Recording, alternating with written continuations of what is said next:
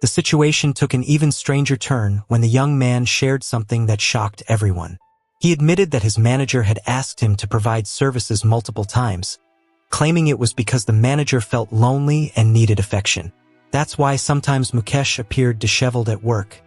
He was often drained after spending hours fulfilling the manager's requests. Mukesh explained that these sessions sometimes lasted for hours, with some lasting up to 3 rounds. His manager insisted that if they were going to pay for the room, they needed to make the most of it.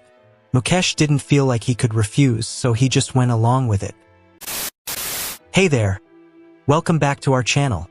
Today, we're diving into another shocking real-life story that happened in our world. This one comes from Kolkata, a major city in West Bengal, India. Kolkata is known for being an economic hub in eastern India, and it sits along the Hooghly River, where one of India's busiest ports is located. But behind the bustling trade and economic success, there's a dark and unsettling story. It involves an operations manager at a fast food restaurant who took advantage of his male employee for his own personal needs. The young man, struggling financially, couldn't afford to refuse his boss's demands and found himself trapped in a situation he couldn't escape. So what exactly happened in this case? Let's take a closer look.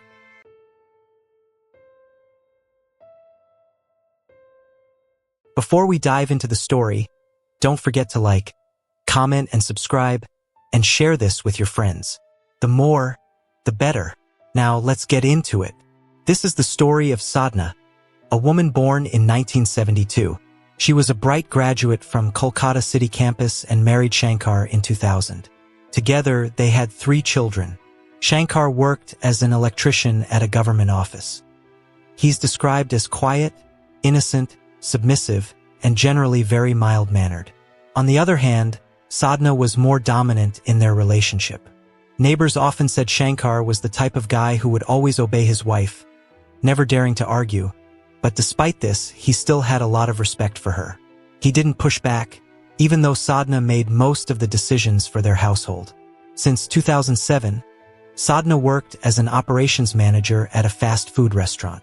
Under her leadership, the place grew significantly, drawing in more customers than most of the other branches in the city. Sadhna was known for being incredibly friendly and sweet to customers, but her behavior toward her employees was another story. She earned a reputation as a tough, no-nonsense boss, blunt, cynical, and often quite harsh. Despite her tough exterior, she was still well-liked, mainly because of her good looks. Sadhna was raised by a father who was a former army member. He had a reputation for being disciplined and even a little violent, traits that Sadhna inherited. This upbringing likely influenced the way she ran her workplace. She kept her distance from her employees, especially the women, because she believed that being too friendly would lead to disrespect and make managing them more difficult.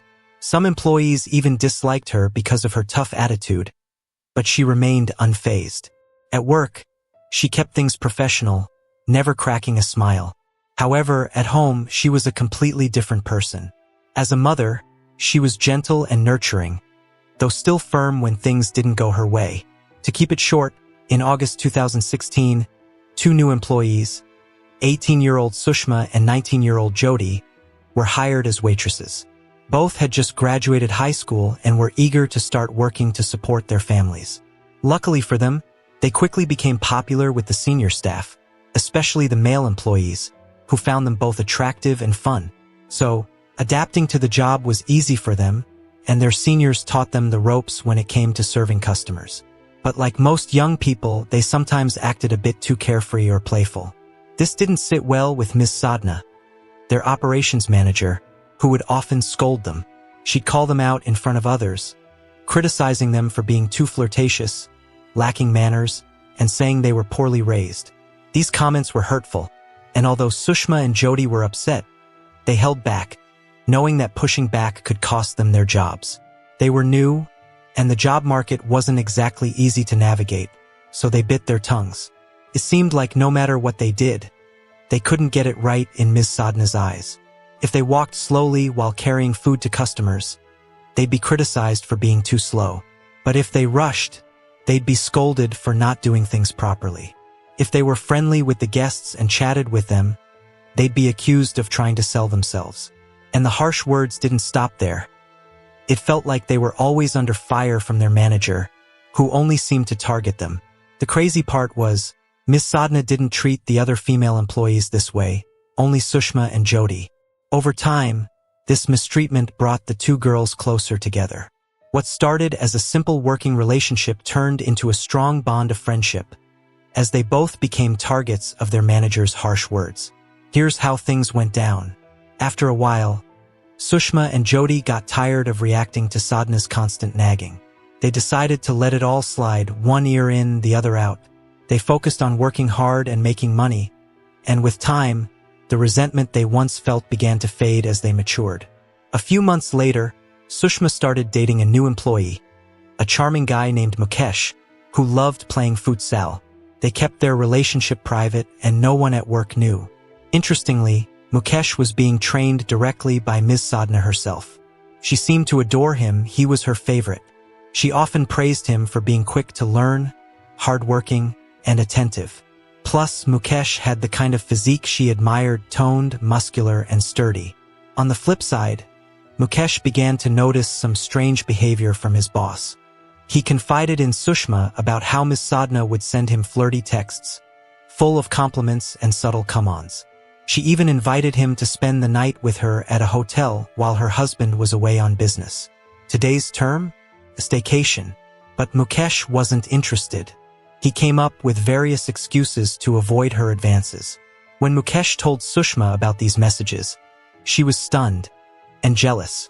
Of course, she shared it all with Jyoti, who burst out laughing. The same manager who used to scold them for being easy was now chasing after a junior employee herself. "Oh, so she's not so holy after all," Jyoti joked. "And she's offering it for free? No payments required? That's rich." A few days later, things took an awkward turn. Ms. Sadhna spotted Mukesh giving Sushma a ride on his motorcycle. She confronted him right away, asking what was going on. When Mukesh admitted they were dating, her mood instantly soured. The once favored employee became her newest target. Instead of praise, Mukesh faced constant scolding, got ignored, and even saw his paycheck mysteriously docked for disciplinary issues. Things got worse when Mukesh, desperate to keep his job, finally agreed to meet Ms. Sadhna at a hotel. He was terrified of losing his only source of income. Finding another job wasn't easy, especially for someone with just a high school diploma. College grads were struggling to find work, too. And so, without telling Sushma, he gave in to the pressure, not knowing how much trouble was just around the corner. When Mukesh and Sadhna met, she didn't hold back. She told him straight up to break things off with Sushma. "Dating will mess with your performance at work," she said. "It'll distract other employees, too. If you need money, focus on your job first. Work is more important than a girl like Sushma." Then she got personal. "Sushma and her best friend? Bad news. Don't let them ruin your life. Think about your dreams and your parents who are counting on you." She finished with a cold warning. "If I catch you with her again, I'll dock your pay or write you up." Mukesh, clearly rattled, began keeping his distance from Sushma. Confused and heartbroken, Sushma noticed the change. She didn't press him, though. She figured he just wanted to focus on work. For 2 whole weeks, they stopped talking, even though they saw each other every day. Neither said a word, and their relationship hung in limbo without any closure. Then, about a month later, a coworker pulled Sushma aside with some juicy news. "You know your ex, Mukesh? He's been hanging out with her. The manager," he whispered. "They're all cozy, riding around together on her motorcycle, grinning like lovesick puppies." The rumors spread fast, making other employees raise their eyebrows and wonder what was really going on. That's when it hit Sushma like a punch to the gut. So this was why Mukesh had been avoiding her. It all made sense now. Ms. Sadhna, who always seemed to have it out for her and Jyoti, must have known about their relationship and done everything she could to break them apart. Mukesh had even confided in Sushma once, mentioning in a tense, private conversation that he'd slept with the manager. Now it all fit together. Sushma, furious and hurt, told Jyoti everything. Her best friend didn't even hesitate. "It's obvious," Jody said. "She's been threatening him, cutting his pay, maybe even his job security.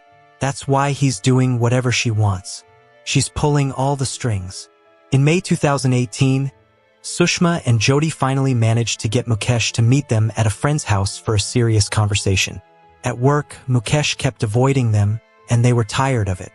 Sushma insisted that he come clean about everything, especially whatever was going on with Mrs. Sadhna. The truth had to come out. Reluctantly, Mukesh confessed. Yes, he had distanced himself from Sushma on purpose. His manager had threatened to cut his pay or fire him if he didn't end their relationship. "It wasn't because I wanted to," he admitted. "It was all about keeping my job. If I got fired, there'd be no one to send money to my parents back in the village. I didn't have a choice." Hearing this, Sushma's anger boiled over. Why did Sadhna hate her so much? Why go so far as to ruin her relationship? What had Sushma ever done to deserve this? Then Mukesh dropped another bombshell. "She didn't stop at threats," he revealed. "She said she was lonely, that she needed affection. She made me serve her." His voice dropped as he explained how Sadhna had manipulated him into meeting her private needs. Sometimes it happened up to 3 times a night. She'd book a room, and she'd say I needed to make it worth the money. The girls were horrified. Mukesh looked worn down, his energy often drained. Now they understood why he always seemed exhausted and disheveled at work. He had been suffering silently, unable to say no. Their hearts full of pain and rage, Sushma and Jody decided they couldn't take it anymore. They both quit their jobs, walking away from the toxic workplace that had caused them so much misery. But quitting wasn't enough. Jody, fueled by a fierce sense of justice, soon came up with an idea to get back at Sadhna. Sushma was all in, her heart burned for revenge. They wanted Sadhna to feel the same humiliation and shame she had inflicted on Mukesh.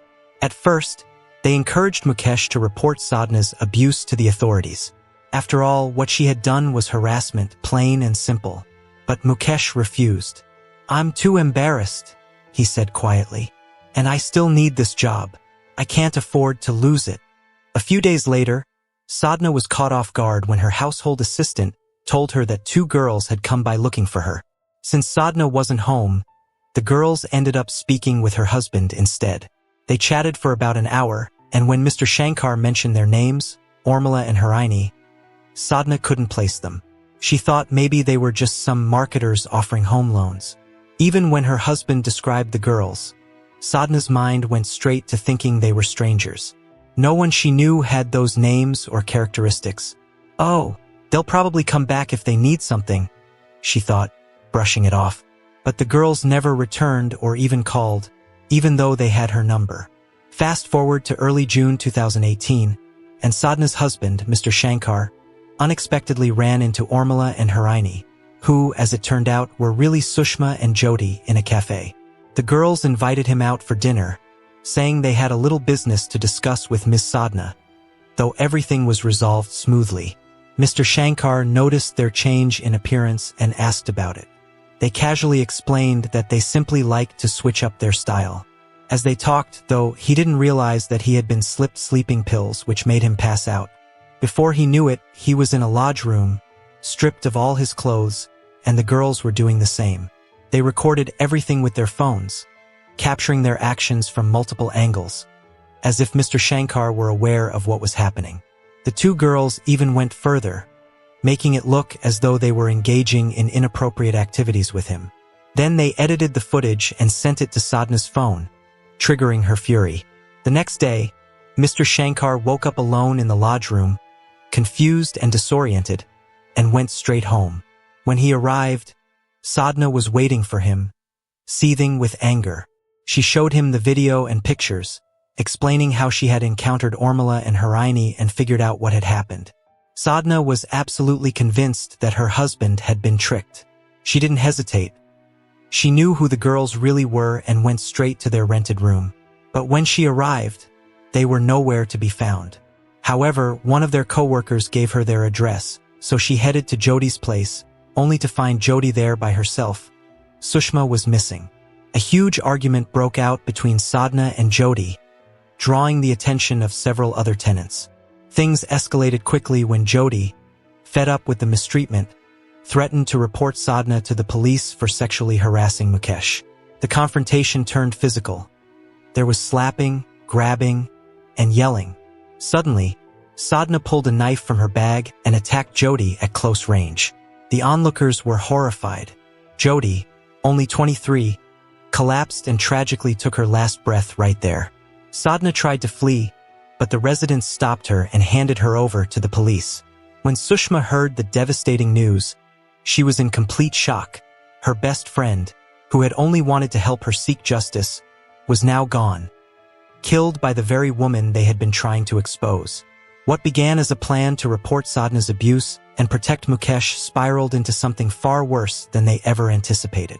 They had prepared for a legal battle, confident their evidence would hold up against any accusations. But no one could have foreseen Sadhna taking matters into her own hands with deadly force. At the trial, Sadhna's lawyer argued that his client had been driven by overwhelming emotion. Seeing photos and videos of her husband in compromising positions had sent her into a blind rage. Sadhna felt humiliated and betrayed. What fueled her fury even more was learning that her former employees were behind it all, drugging her husband to stage the incriminating footage. Witness accounts from the lodge supported some of these claims. However, Sushma's testimony painted a very different picture. Mukesh bravely shared chat messages that revealed Sadhna's true nature, messages filled with flirtation, manipulation, and veiled threats. She had frequently disparaged Sushma and Jyoti, calling them cheap, immoral, and untrustworthy, even though she had no proof. The prosecutor didn't hold back.